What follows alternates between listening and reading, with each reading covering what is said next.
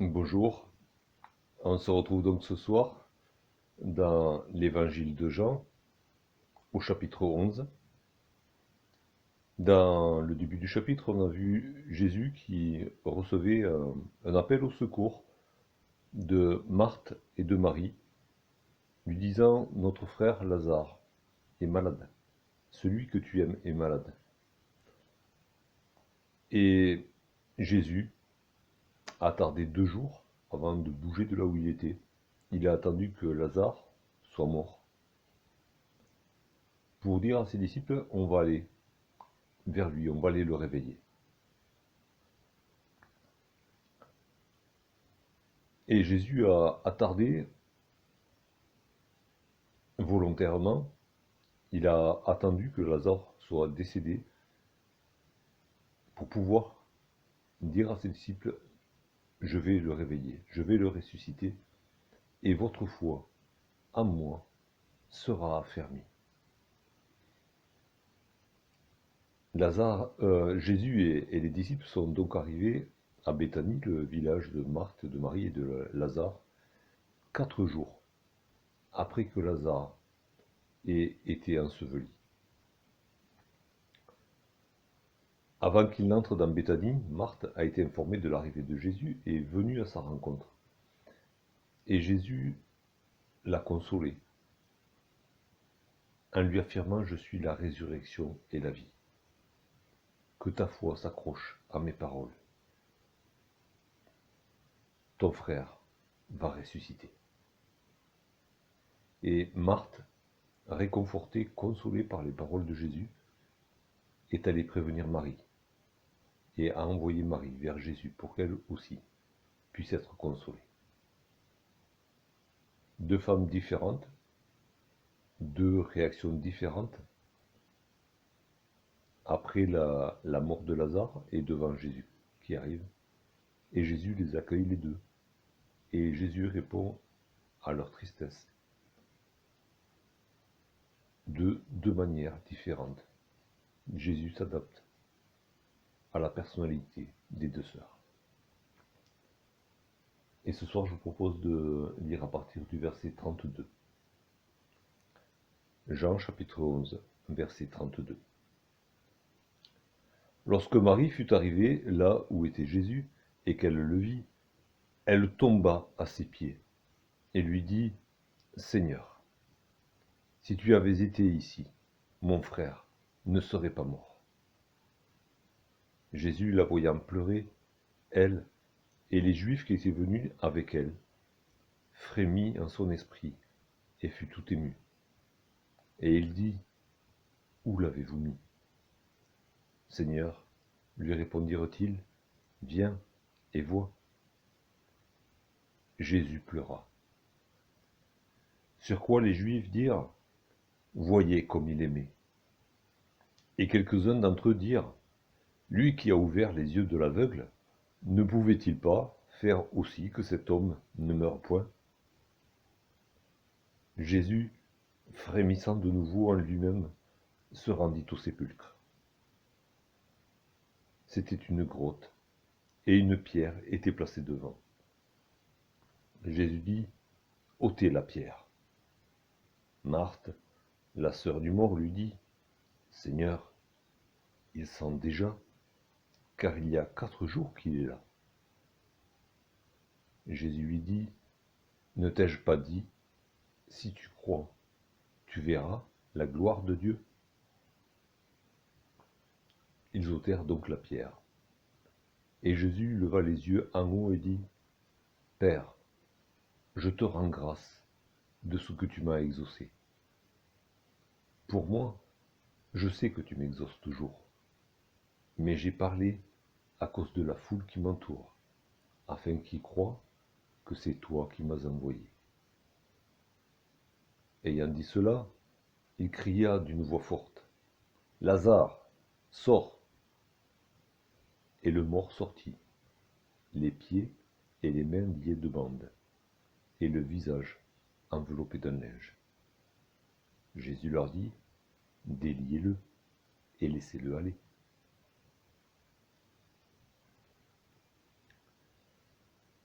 Marie arrive. Elle arrive là où était Jésus. Elle voit Jésus et elle tombe à ses pieds. Ça peut être traduit aussi par elle se jette à ses pieds ou par elle s'effondre à ses pieds. Elle s'écroule à ses pieds. Marie est émotionnellement complètement effondrée et elle le manifeste physiquement.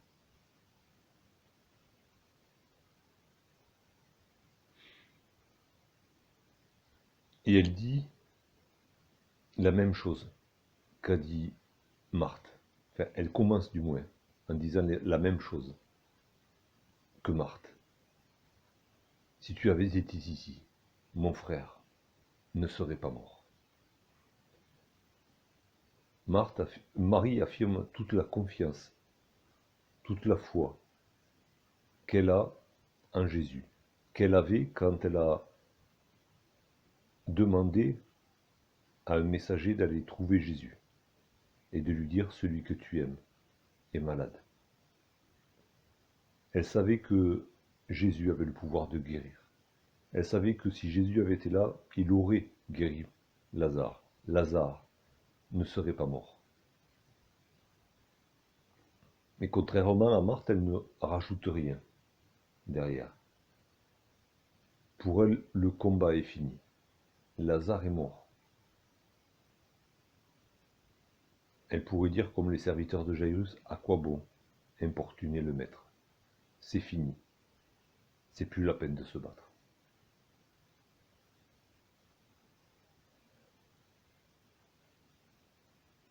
Jésus la regarde pleurer. Elle s'est effondrée et elle pleure.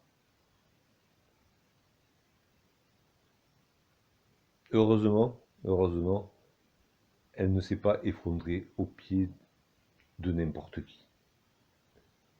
Et c'est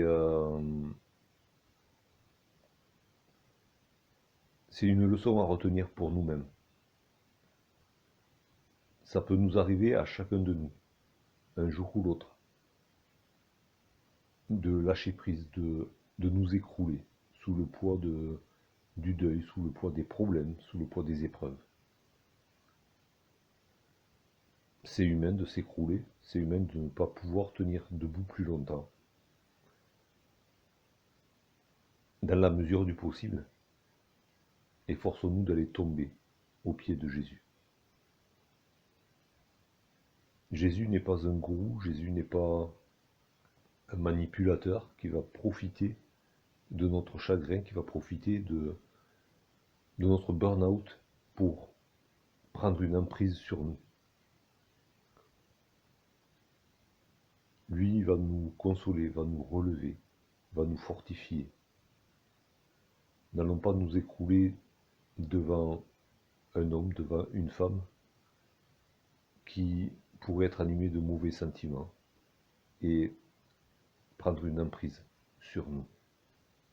Marthe, elle s'est écroulée aux pieds de Jésus. Et Jésus la voit pleurer.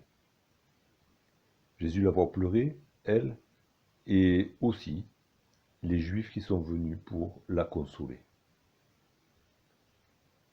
Deux bien tristes consolateurs. Marie pleure, il pleure avec. Humainement, c'est touchant. Et la parole nous invite à pleurer avec ceux qui pleurent. Il y a un temps pour pleurer, nous dit aussi l'Ecclésiaste. Mais bon, ça fait déjà quelques jours que ça dure. Et ces consolateurs qui n'ont pas pu consoler Marie, ben ils pleurent.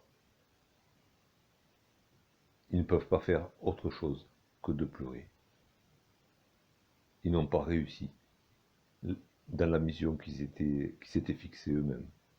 Ils n'ont pas pu la consoler parce qu'eux-mêmes n'ont pas de consolation en eux-mêmes.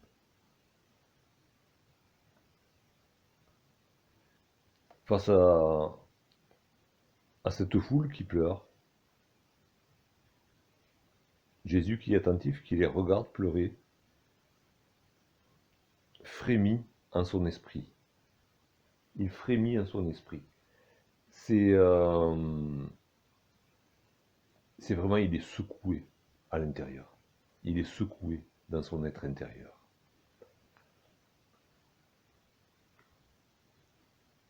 C'est un mot qui est utilisé ailleurs et qui est traduit autrement dans l'évangile de Marc. Marc au chapitre 14.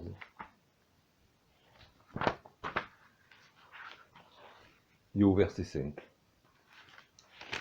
Marc 14, verset 5. C'est une scène qui se passe aussi à Béthanie. C'est le moment où Marie a offert le parfum à Jésus.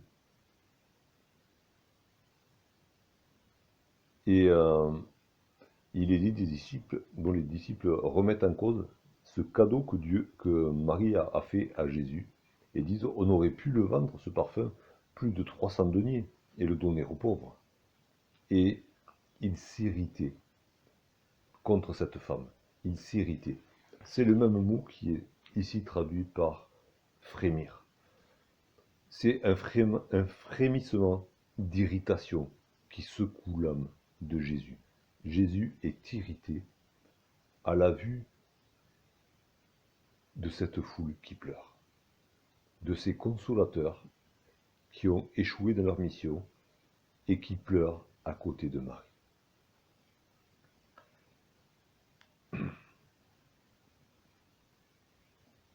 Jésus frémit en son esprit et fut tout ému. Alors quand on dit quand il est écrit qu'il est ému, c'est pas juste une émotion superficielle, passagère, un petit nœud dans la gorge. Non, Jésus est profondément troublé. Jésus est bouleversé. Jésus est choqué par ce qu'il voit.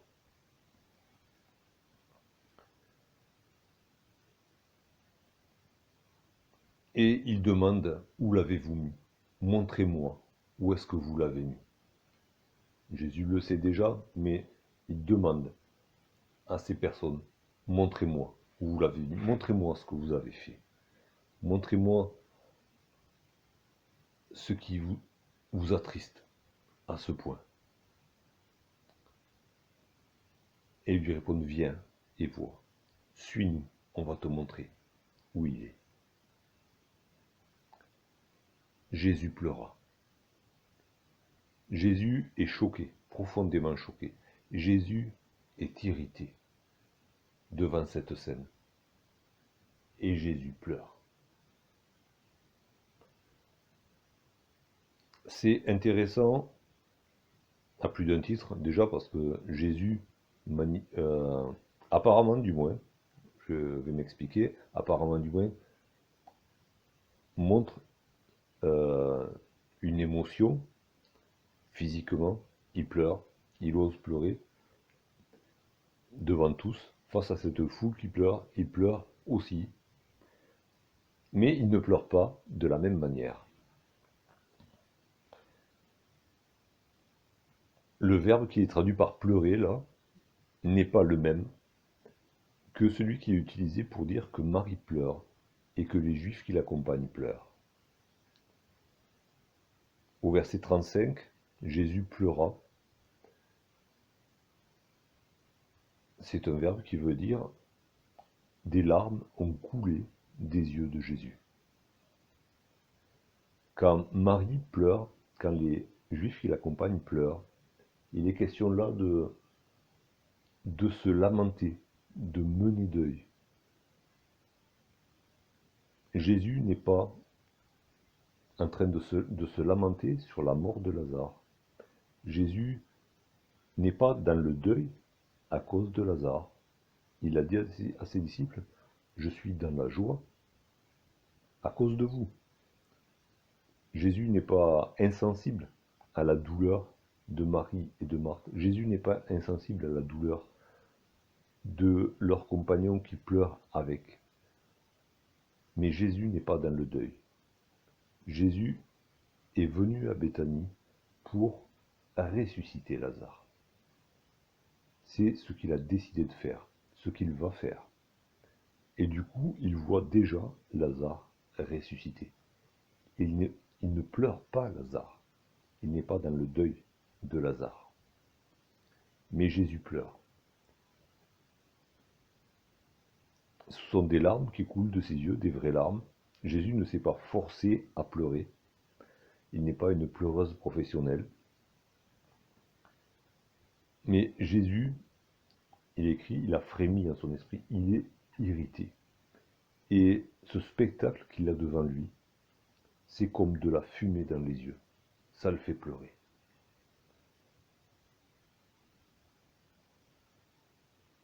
Même si ça n'enlève rien à la compassion de Jésus, à l'amour de Jésus pour les deux sœurs et pour la foule qui est devant lui. Mais c'est ce deuil, ces manifestations de deuil, irritent l'âme de Jésus et des larmes coulent de ses yeux. Jésus a pleuré aussi à une autre occasion. C'est dans l'évangile de Luc qu'on peut voir ça. L'évangile de Luc, au verset 19.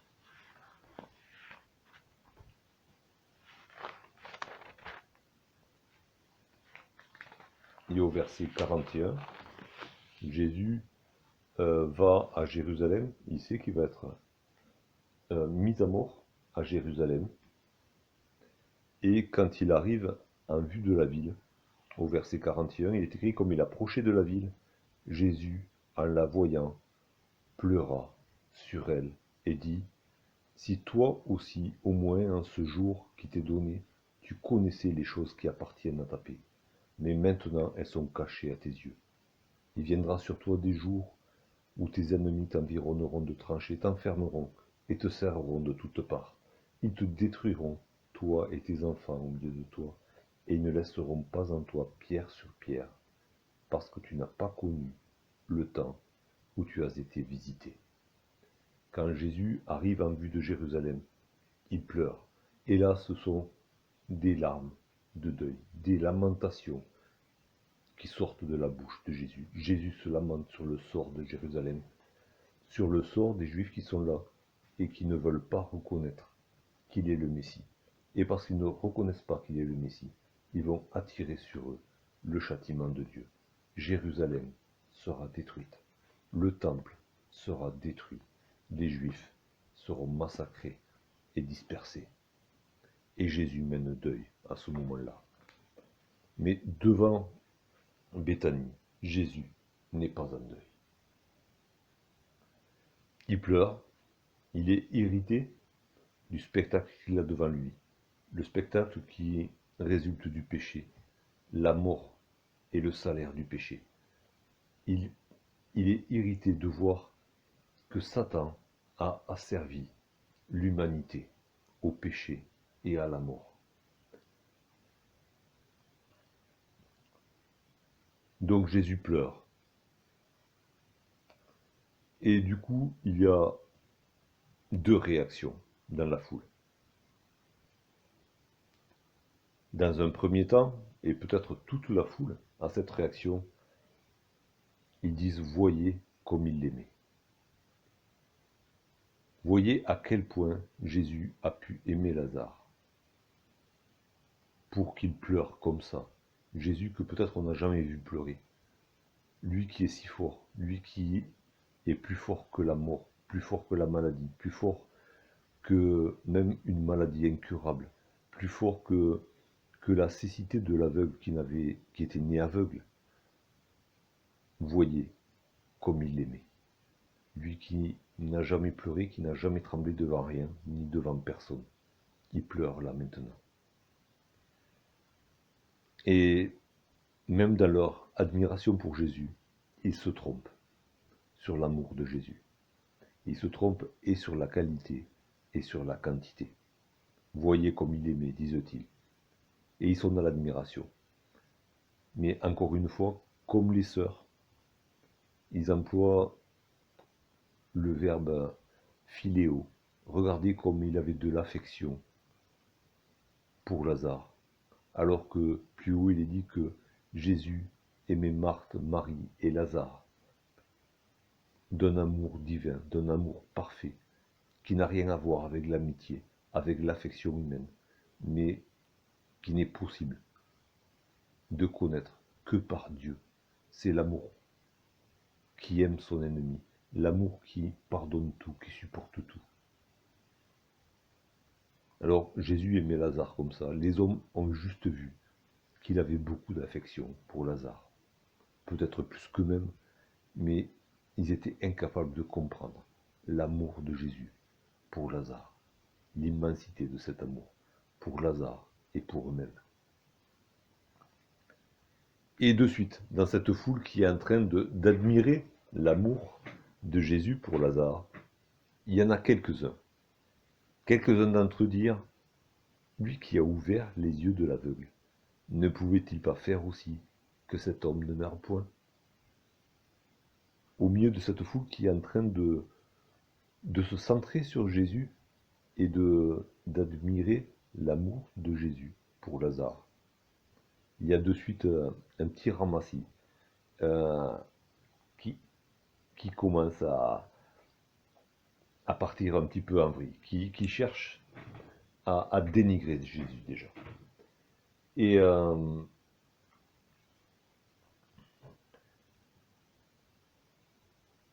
c'est vrai, ce qu'ils disent, en fait, c'est vrai. Mais c'est intentionnellement mauvais. Et ces quelques-uns, on va les retrouver un petit peu plus loin. On va les retrouver au verset 46. Ces quelques-uns, ils citent un fait, ils disent Jésus a ouvert les yeux d'un aveugle. Ça, c'est quelque chose que tout le monde avait pu constater. Et derrière, ils posent cette question ne pouvait-il pas faire que cet homme ne meure point? Et là, ils remettent en doute l'autorité, la toute-puissance de Jésus. Est-ce que Jésus a des moments de mou, des moments de fatigue, des moments où ses pouvoirs, son pouvoir, s'estompe? Sont-ils en train de dire? Est-ce que, du coup, est-ce que Jésus est vraiment ce qu'il prétend être? Le Fils de Dieu, le Messie? Puisque il n'a pas pu, en fait, faire que Lazare ne meure point. Il n'a pas pu guérir Lazare, comme il a guéri les autres. C'est une remise en question de l'autorité, de la toute-puissance de Jésus, une remise en cause de sa divinité. Et on retrouvera la même chose quelque temps plus tard, au pied de la croix, dans Luc 23.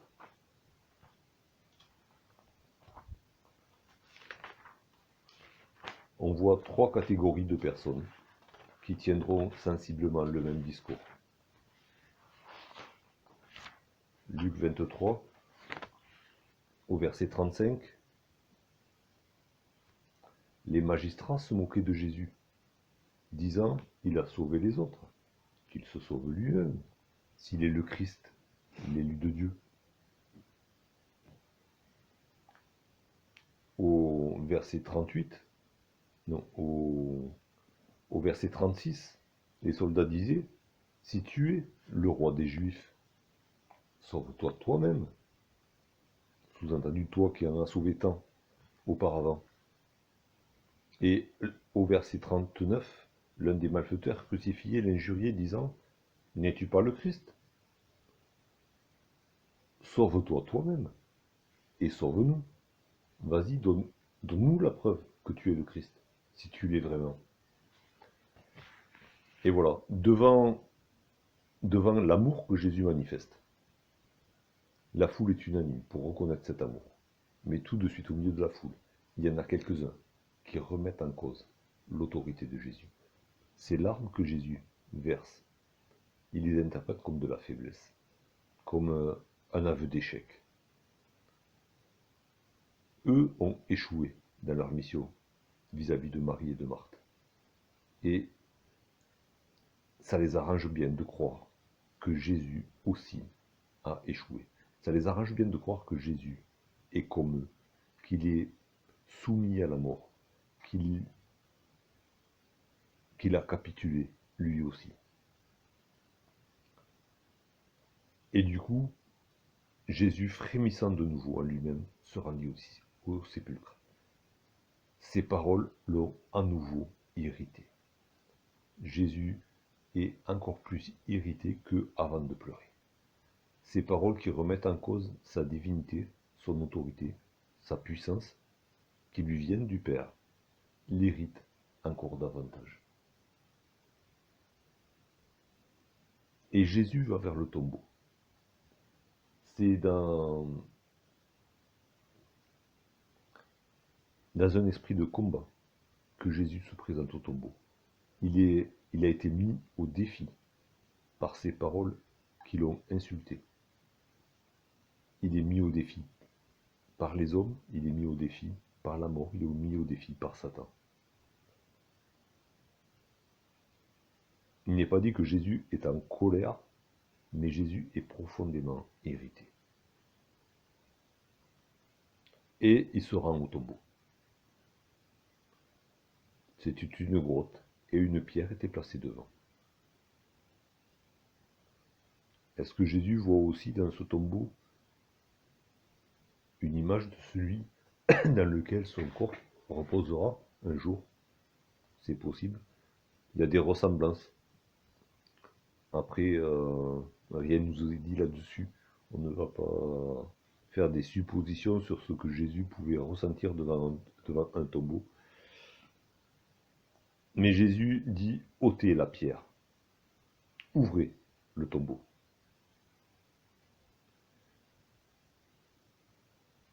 Et là, on a Marthe qui est aux côtés de Jésus. C'est intéressant parce que quand Jésus dit ôtez la pierre, Marthe réagit tout de suite, ou très vite. Mais du coup, les hommes qui sont là n'ont pas touché à la pierre. Et n'y toucheront pas jusqu'à ce que Jésus ait calmé Marthe. C'est dire peut-être aussi c'est peut-être un symptomatique du caractère de Marthe, qui était bien connu dans le village, et qui en imposait. Dès qu'elle ouvre la bouche, l'action s'arrête. Personne ne va ôter la pierre. Peut-être que personne n'avait trop envie de le faire non plus. Mais toujours est-il que Jésus dit ôtez la pierre, et Marthe intervient. Et l'action se fige. Marthe, la sœur du mort, lui dit: Seigneur, il sent déjà, car il y a 4 jours qu'il est là. Marthe ne sait plus très bien ce que va faire Jésus. Elle a été consolée un petit peu avant. Jésus lui a dit: ton frère ressuscitera. Je suis la résurrection et la vie. Crois-tu cela? Il a dit: oui, je le crois. Je crois que tu es le Christ, le Messie qu'on attendait, qui est arrivé dans le monde. Et là, elle a un doute. Elle ne sait plus vraiment ce que Jésus va faire. Oui, Jésus a dit: ton frère ressuscitera. Elle le croit. Elle l'a cru. Mais là, devant le tombeau, il se pose, on va dire, un problème technique. Si Jésus était arrivé quand Lazare était encore chaud, avant que Lazare ne soit mis au tombeau, peut-être que Marthe n'aurait pas douté du fait que Jésus le ressuscite tout de suite. Mais là, il y a un problème. Le corps de Lazare a commencé à se décomposer. Ça fait un degré supérieur de difficulté dans son esprit pour le miracle. C'est pas possible. Le corps n'est pas entier. Comment est-ce qu'il va ressusciter? Elle avait affirmé à Jésus qu'elle croyait à la résurrection des morts au dernier jour. Mais au dernier jour, il n'y restera rien, de rien, de rien, de tous les corps qui seront morts depuis si longtemps. Et c'est là qu'on voit un peu le paradoxe de la foi de Marthe, qui affirme une chose qui est impossible aux hommes de faire: ressusciter des morts qui sont morts depuis des siècles. Et puis là, il y a son frère qui est au tombeau depuis 4 jours. Son corps a certainement commencé à se décomposer, mais il est encore identifiable. Il a encore une forme de corps humain, mais sa foi ne peut pas finir de croire que la résurrection est possible à ce moment-là.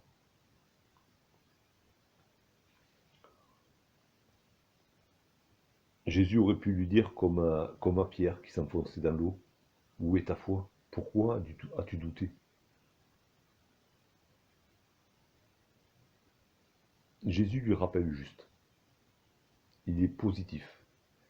Il lui dit, ne t'ai-je pas dit, si tu crois, tu verras la gloire de Dieu. Jésus lui rappelle la consolation qu'elle a reçue par la foi. Et lui dit, accroche-toi à la foi. Ne fais pas confiance à ce que tes yeux voient, même si c'est la réalité.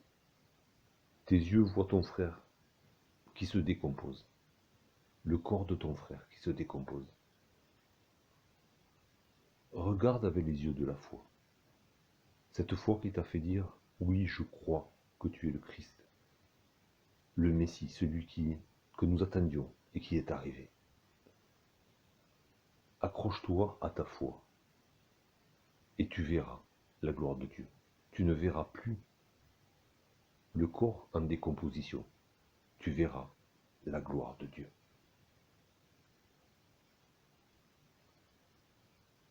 La bouche de Marthe est fermée et des hommes ôtent la pierre qui ferme le tombeau. Encore une fois, Jésus n'accomplit pas le miracle tout de suite.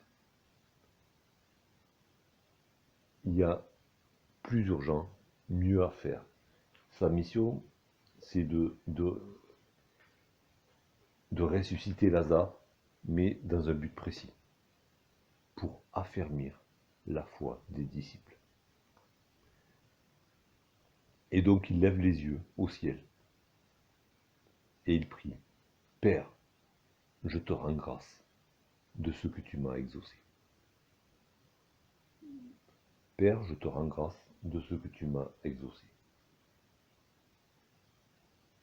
Il n'est pas fait mention de la prière de Jésus à son Père. Il a pu prier avant de revenir à Béthanie, il a pu prier en chemin, il a pu prier sur le chemin du tombeau. On ne le sait pas, mais quand il commence à prier publiquement, il n'y a pas une supplication pour demander quelque chose au Père. Ça commence par une action de grâce, par un remerciement. Et c'est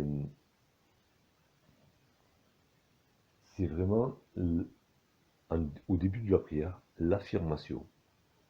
Je sais que je suis exaucé. Je sais que je l'ai déjà reçu, ce que je demande. Et encore une fois, Jésus accomplit la parole qu'il a enseignée à ses disciples. Jésus ne s'est pas contenté d'apporter des enseignements à ses disciples. Il fait ce qu'il dit. Dans l'évangile de Marc, au chapitre 11, Jésus donne un enseignement sur la prière. Et au verset 24,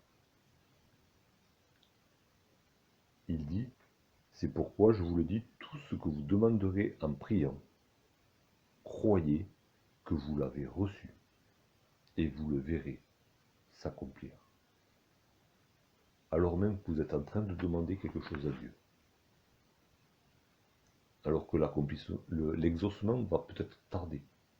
Croyez que vous l'avez reçu, et vous le verrez s'accomplir. Jacques dit à ceux qui demandent la sagesse qu'il la demande sans douter. Croyez que vous l'avez reçu à l'instant où vous le demandez.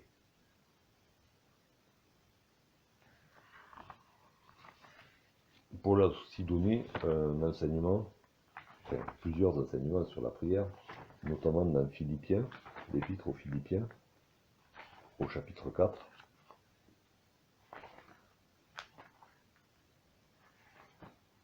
Et au verset 6,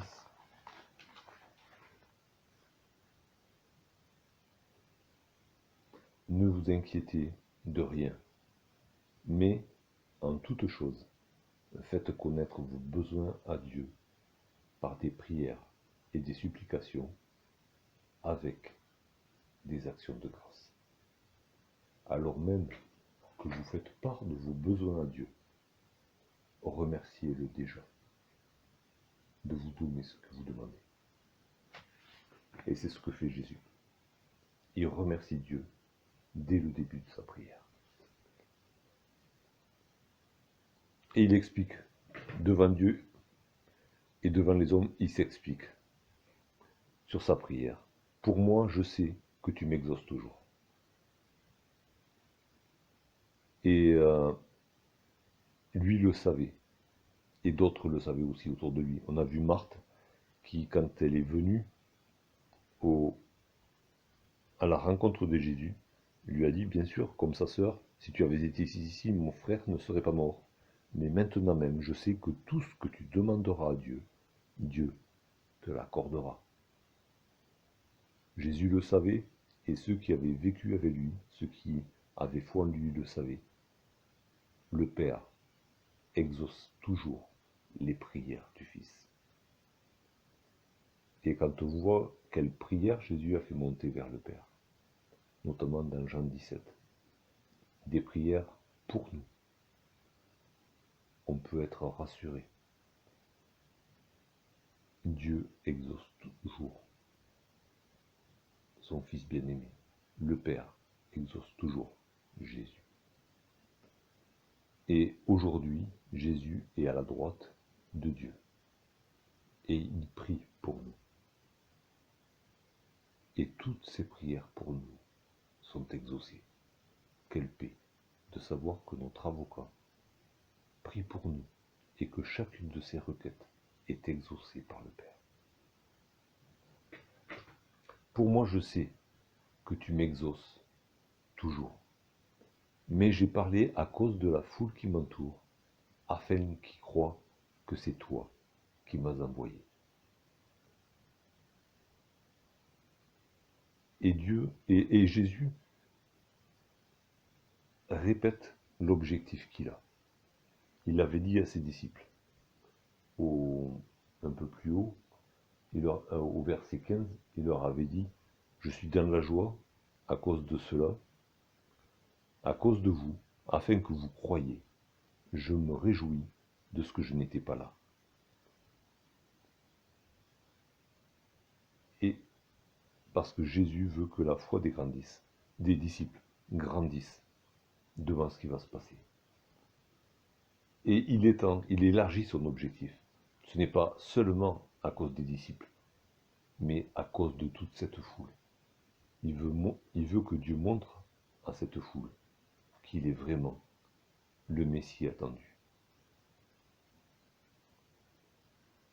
Ayant dit cela, il cria d'une voix forte, « Lazare, sors !»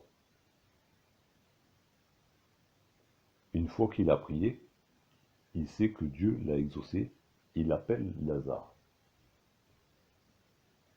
Et il lui dit, « Viens ici dehors !» C'est traduit par « Lazare, sors !» En fait, il y a deux... La phrase en grec est un petit peu plus longue. C'est « Lazare, viens ici dehors !» Jésus ne va pas entrer dans le tombeau. Jésus est le prince de la vie. Jésus n'aura pas de contact physique avec la mort à ce moment-là. Il dit à Lazare, toi, tu vas venir. Toi, tu vas sortir de la mort. Tu vas sortir du tombeau et tu vas venir me rejoindre, moi, le prince de la vie.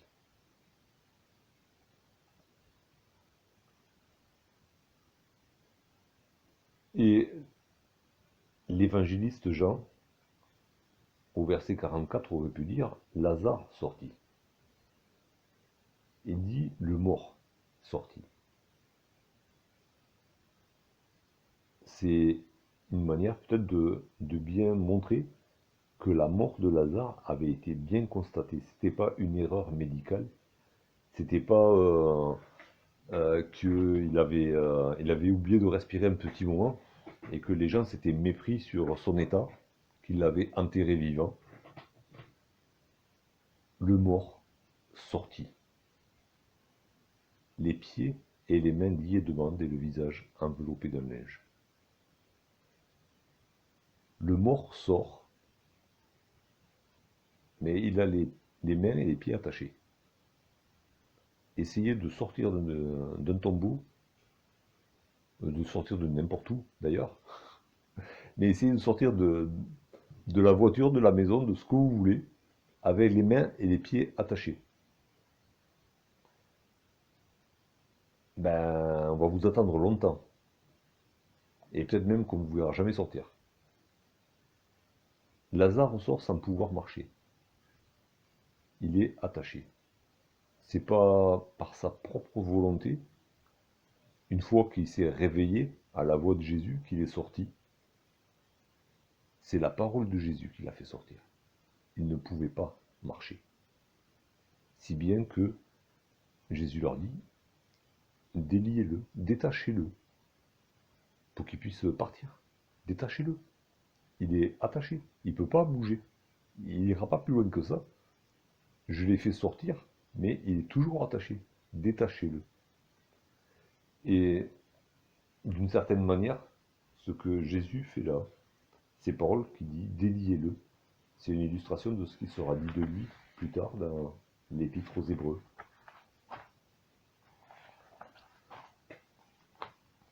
Hébreux au chapitre 2.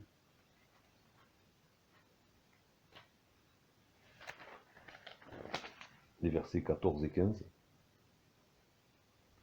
Ainsi donc, puisque les enfants participent au sang et à la chair, c'est-à-dire Jésus y a également participé lui-même, afin que, par la mort, il rende impuissant celui qui avait la puissance de la mort, c'est-à-dire le diable. Ainsi, il délivre tous ceux qui, par crainte de la mort, étaient toute leur vie retenus dans la servitude. Lazare est une image de toute l'humanité. L'humanité qui, à cause du péché, induit par le diable, sont esclaves du diable, par crainte de la mort, esclaves de superstition, esclaves de religion, esclaves de la peur. Et Jésus est venu pour délivrer tous ceux qui se confient en lui.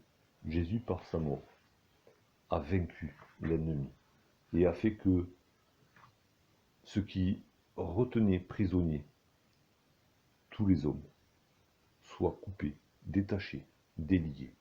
Déliez-le et laissez-le aller, a dit Jésus.